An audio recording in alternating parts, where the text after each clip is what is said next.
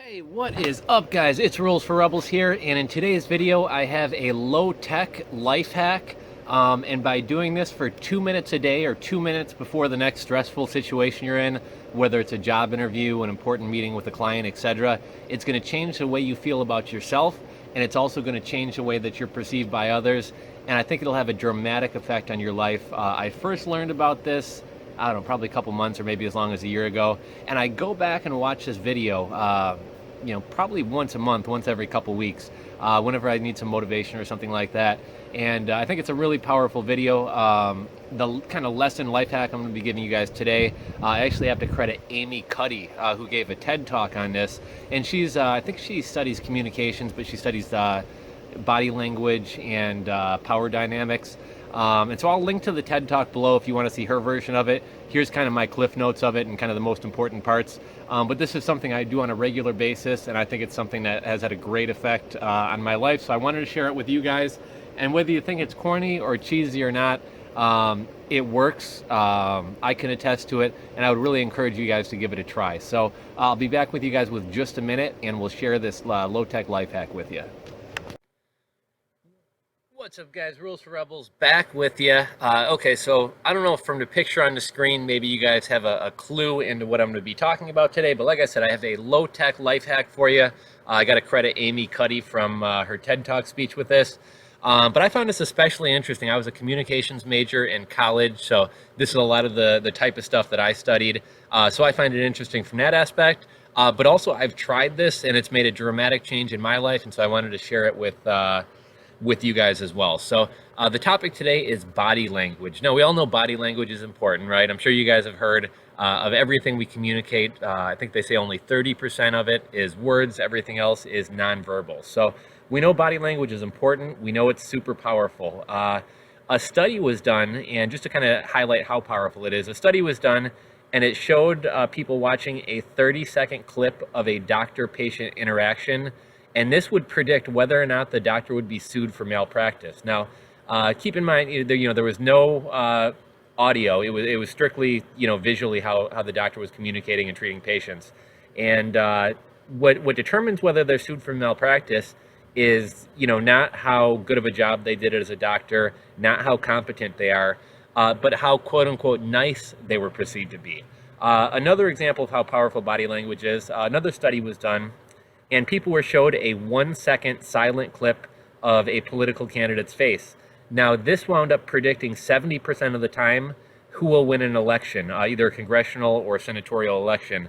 70% of the time it could be predicted in a 1-second silent clip of the politician's face. So one other thing, just to show you how important, quote unquote body language is, and I guess this technically isn't body language, but effectively using emoticons in negotiations, like through either, I guess, IMing or texting or emailing, just using emoticons effectively can lead to claiming more value in a negotiation. So body language is powerful, right? We all know that. These studies I've just kind of illustrated for you kind of prove that.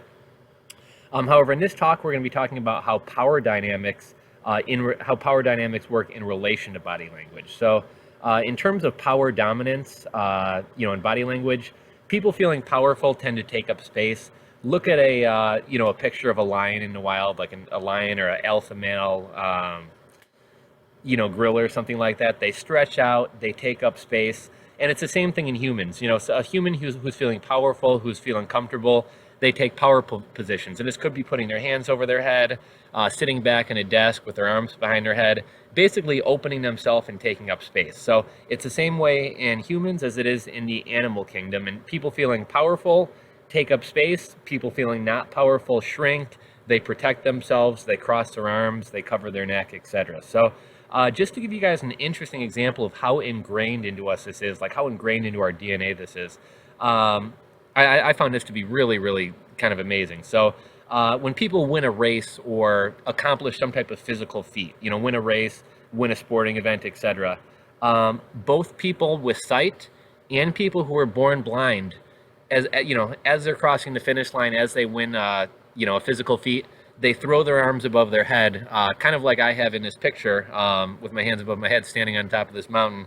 And by the way, this was, I just got back from a camping trip down to southern Illinois Shawnee National Forest, and this was actually at a place called Garden of the Gods, which is actually really cool.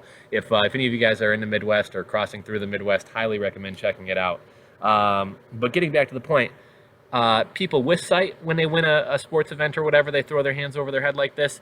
And also people congenitally blind, people who are born blind, also do this. So how do blind people know to throw their hands above their head when they win a race? Well, they don't know. They've never seen somebody do it. Nobody said when you cross the finish line, throw your hands above your head.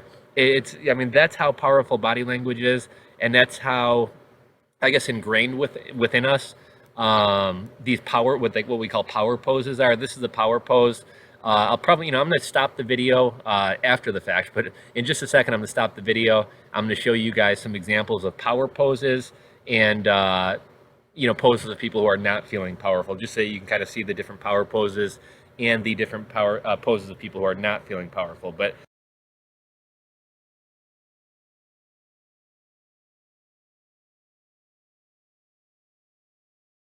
this is really amazing to me, is that people who are born blind, it's within them that when they, are feeling powerful, when they win an athletic event, they're going to throw their hands above their head. Let's see. Now, another thing, in the real world, we tend to not mirror but do the opposite of what somebody else is doing. So if somebody else is acting weak with us, we probably are going to act more powerful with them. And if somebody else is acting powerful with us, we tend to, instead of mirroring what they do, we do the opposite and we kind of cower. So what's the point of this whole thing, right? How is this going to help you? We know that our nonverbals affect how others think about us, right? So, if I'm acting powerful, people are going to think of me as powerful. If I'm doing things that are weak, people are going to think of me as weak. But can they control how we think and feel about ourselves? That's basically what this is all about. So here's an example of how it does. And if you guys are sitting at your desk or whatever, I want you guys to give this a try right now. So we smile when we're happy, but also if we force ourselves to smile, it's within it's going to make us feel happy. So if you guys are sitting at your desk, if you're by yourself right now, I want you to pick up a pen or pencil and put that pen or pencil between your teeth to where it kind of forces, your mouth open into a smiling position, and do that right now and hold it for about 10 seconds. And, I imagine it'll have the same effect on you as it has on me. Like, I can't help but kind of smile and laugh when I put that pen between my teeth. And that's just one small example, but it kind of goes to show how the same way that how we're feeling inside causes our body language to act in a certain way. If we force ourselves to take on a power position, or in this case, smile, it's going to force us to feel happy within ourselves. And it's pretty crazy. So it's been about 10 seconds. Take a second. Do you feel happier having put a pen between your teeth and force yourself to smile? I actually find that this works every time. So I guess on the flip side, if we pretend to be powerful, can we make ourselves more powerful? That's kind of the question we're asking. So we know that our minds change our bodies, but can our bodies change our mind?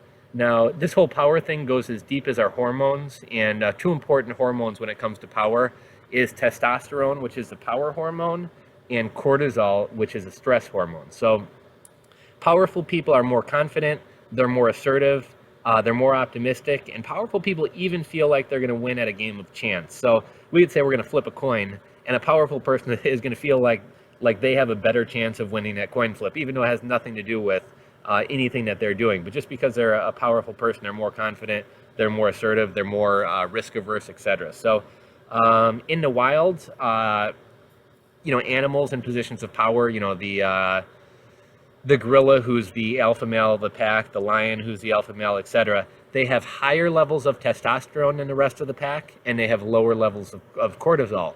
Now, something interesting, let's say the alpha male gorilla winds up getting killed or dying, or something happens to him.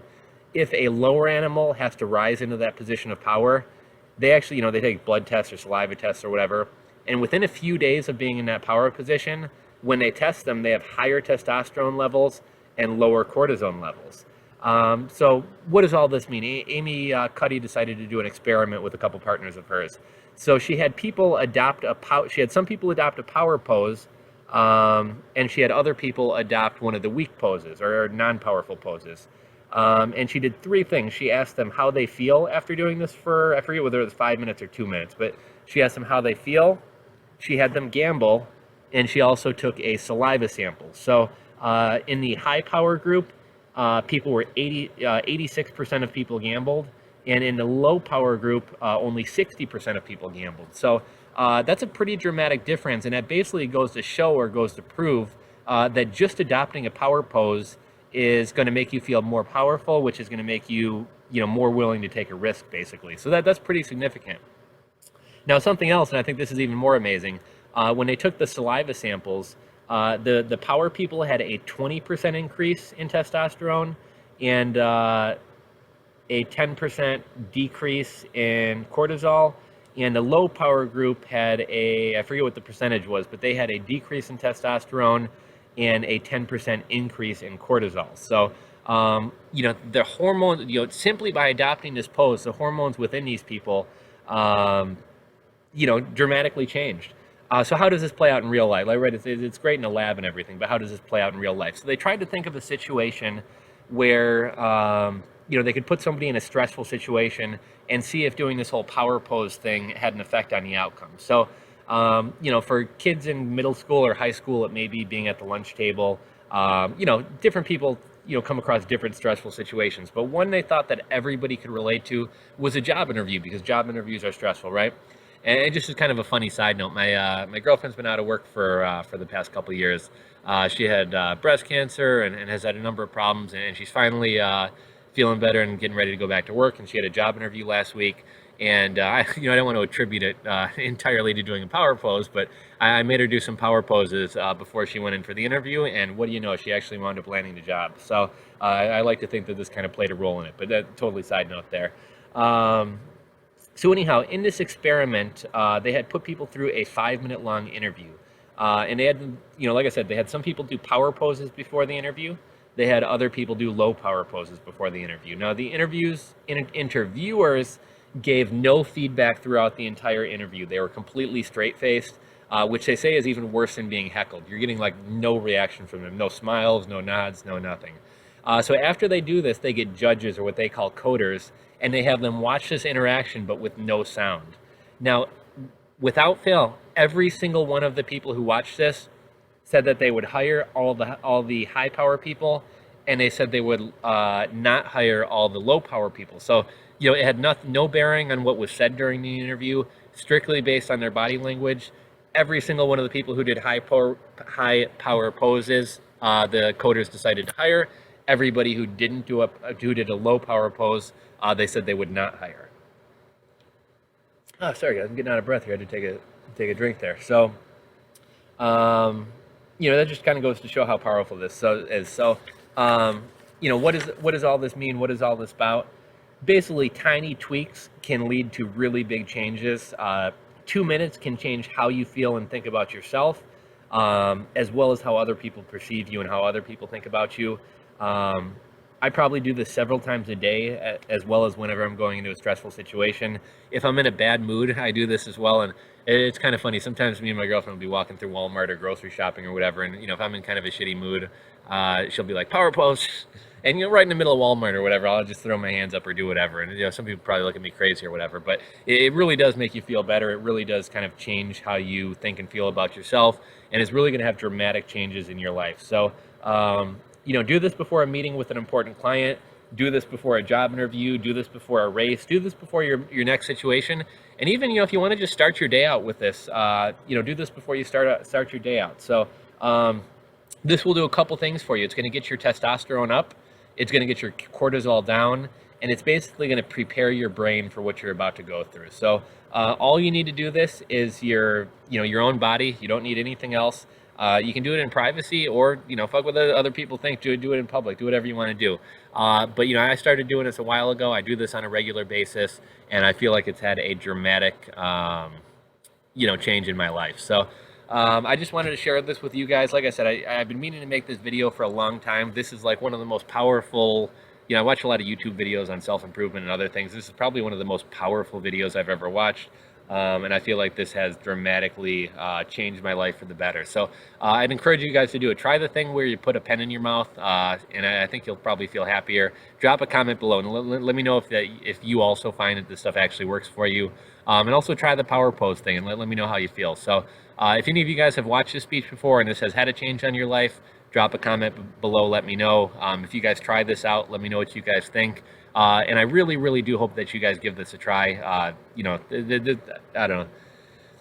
I'm tongue-tied here. This has had a very positive effect on my life, and I think it could on your guys as well. So if you enjoyed this video, please give it a thumbs up. If you're not subscribed to my channel, please subscribe. And you know, next time you have a friend, a family member, whatever, who's going into a stressful situation or has a big event going up, either share this video with them or just share the message and encourage them to do it. So thank you guys so much for watching the video. Hopefully you enjoyed it. Stay tuned. I got some more good videos coming out over the next couple weeks here, and I'll catch you guys on the next video.